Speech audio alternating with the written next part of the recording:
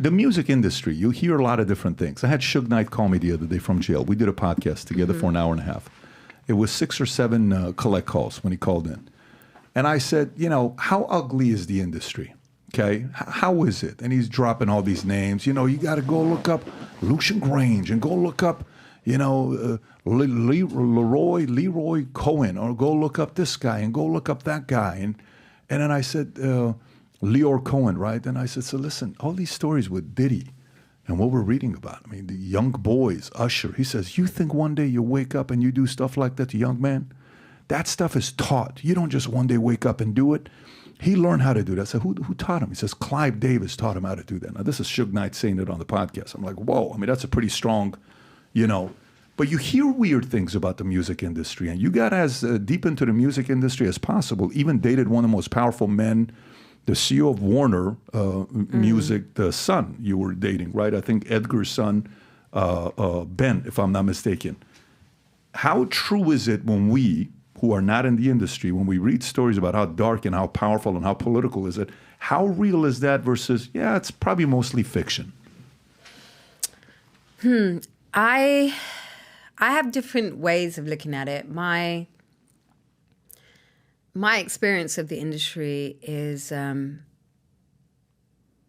know, I came through an independent, XL Records, which is run by Richard Russell. And he took a chance on me and signed me. And Jimmy kind of upstreamed me to Interscope, I think a year later. And I don't know, it's my plight is slightly different because I broke on the internet. So I was the first artist. Like if I release songs now, or if I came out now, I would not be here, you know? It would never happen. But because I released music right on the cusp of internet jumping off, even though I didn't tick all the boxes, I ticked all the boxes on the internet, you know? And those fans, so they downloaded my first song and album like 1 million times on the internet that record execs couldn't really ignore it. Got it. And then Jimmy kind of used me to, and so did Richard Russell. He's written books and been on the radio saying this, saying, you know, he used me as the template to digitize his business. So before that, it was like Suge Knight era, and you're like talking about record sales and this and this and this. And then when I came out, it was the first time the record labels turned digital, you know? So I had a different purpose in the industry. So I never saw the things. But also I think I was left alone where I didn't have to, you know, compromise anything or have messages that I don't believe in and things like that. They always knew I was a bit of a renegade and I was always out. I was the outsider, you know. And Is it because you didn't need them? Yeah, like 100%. There's an element. 100%. I got it. So versus... So I was more like a trailblazer even for them. Like Jimmy would have me in the office and, you know, fire loads of people and hire loads of people and have me at the table while he did it, saying, she's the future of music, you know. And so I think I just would fly in and out. And I was also not very like present in America when I made the music. It was like very, you know, I would have my own producers, you know, I would work with friends and I would work with people abroad. And so I never really spent time in the industry. And also I didn't make money like the way that other artists made money, you know. And also I didn't aspire to do that. So I didn't need to please anyone and go along with anything. And you know what I mean? I think I was very protected by that.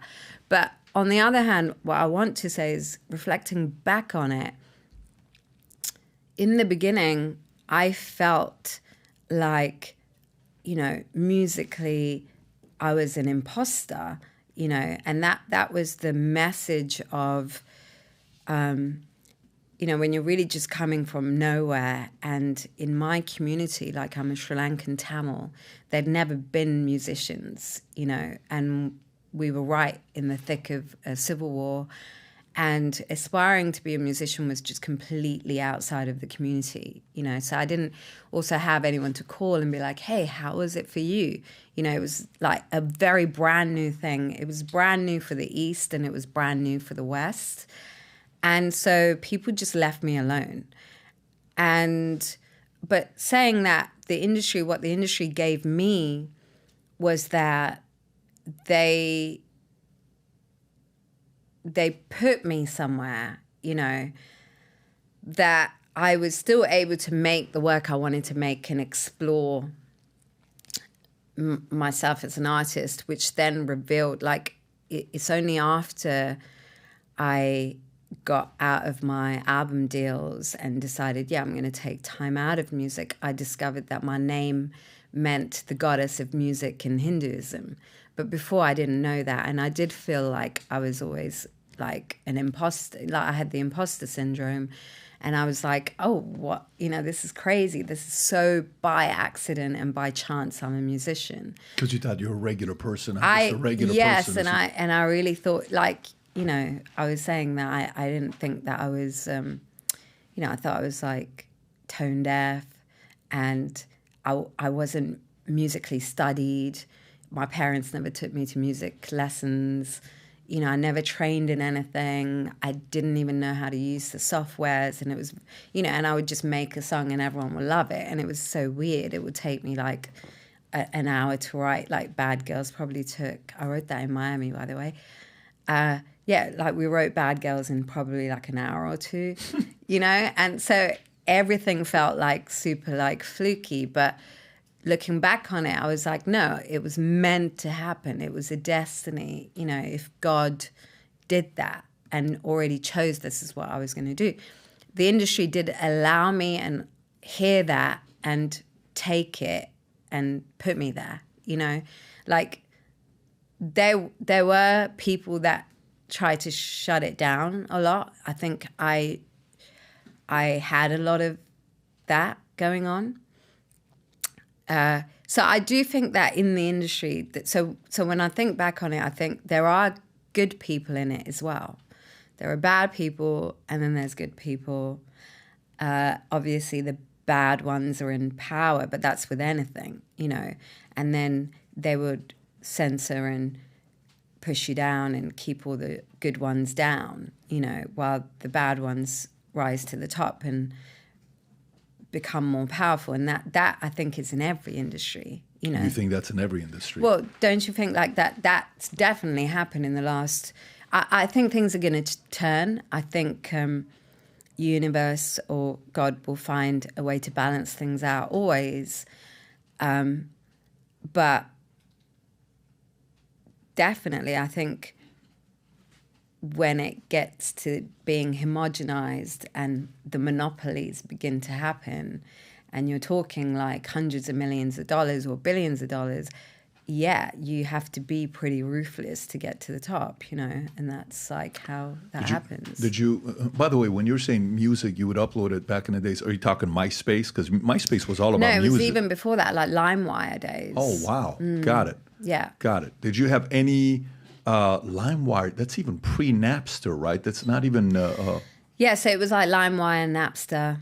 It was LimeWire, Napster, and then MySpace. LimeWire, Napster, and then MySpace. Well, you weren't able to monetize off of Napster, though, right? Napster was just nothing. Nothing. I can't even monetize off like YouTube, really, because YouTube happened. I happened 2005. YouTube happened 2006, and you know it was pretty like. Right. But I'm definitely censored on there. So on this topic of when Jimmy Iovine sees you, it's like, hey, you know, I can make music, and whether you guys do anything or not, you can't control me. You know, you're a little bit of a rebel, renegade, you know, can't do anything. Did you then become a case study, and were you duplicatable, where they can go 100%, obviously, yeah. So who else did they duplicate with your model with? Like if you were to say, that person, it's all about, you know, that person, they did this with me, they did this with me. Would you say like a Lady Gaga was a model after what you did, or no? She's different. Yeah, she was always at my shows in the beginning. She was before she was famous. Yeah. She would come to my shows. Really? And she was on the same label, obviously. What was the interaction like when you would see her before the I didn't really, I was like blitzing through the music industry. I didn't really spend too much time hanging out because also like, the war in Sri Lanka was coming to an end. So I always felt like I wasn't there to party really, that there was always this serious element to my work where it was, it was, I had to keep, so I didn't socialize a lot, is what I'm saying. Got it. With anybody. It doesn't matter whether it's Lady Gaga or anybody else. Yeah. Okay. I think I was just working. I was on the grind, I was working hard. I traveled a lot and I think a lot was happening. And because it was happening for the first time, I had to kind of man the situation in my head because there was no point person, there's no, like, I think, this is what I always say, that if you were a rapper coming out in 2005, you could call up a rapper that happened in 1995 and say, hey, how was it for you? Or like 1985, and you had generations up in that point. But because there was nobody I could call, it was like you had to use a lot of your own brain power to stay in the game, I suppose. What would you say were some of the case studies that they duplicated your model? I think it's even present now. Like if you look at like some of the K-pop artists, like I think they've got a new artist called Lisa. She's just done a song. And yeah, they say that, like they're heavily influenced by hearing my music. And in these uncertain times, if there's anything we need people to believe the future looks bright. So if you've heard about me saying this mission to you, we're on a mission to get 1 million people to wear this gear. And this is what we're doing. If you buy one of these hats, there's a category of buying one hat, getting the second one free. If you haven't yet worn this gear publicly, go ahead and test it out. Buy some of the gear, wear it in public, and see how many people will stop by and say, you also watch Valuetainment? You also follow PBD Podcast? I do too. Place your order. Go to vtmerch.com, click on the link above or below, place your order, and represent the VT and the PBD Podcast gear. So if you like this clip and you want to watch another one, click right here. And if you want to watch the entire podcast, click right here.